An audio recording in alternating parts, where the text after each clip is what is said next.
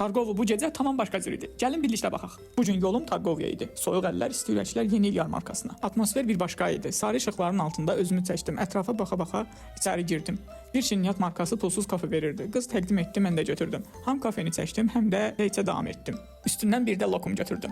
Qarşımda Şaxta baba, yanında qarqız, arkada Coca-Cola yazılı dekor. Uşaqlar üçün masaüstü oyunlar, hamı oynayır, çox şən görüntülər idi. Biraz irəlidə Xoxan Qorxu evi, kafe və içkilər satan köşklər, qiymətləri də çəkdim sizin üçün. Bir də bir Şaxta baba obrazı vardı ki, vallahi keyfi heç yox idi. Böyük bir maket qadın fiquru vardı. Donu güllərlə bəzədilmişdi, çox gözəl görünürdü. Hot dog, burger, kumpir satan yerlərin qarşısında isə adam əlindən tərpənmək olmurdu. Şokolad şəlaləsində çəkdim. Şirniyyat sevənlər üçün cənnət idi.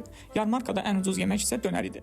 Kartof buruqları, oyun aparatları, pul qazanılan oyunlar, oyuncaqlar, işıqlı şarlar hamısını çəkdim. Çay satılan yerlər, fast food, şirniyyat, biskvit, ozmo köşkü və s.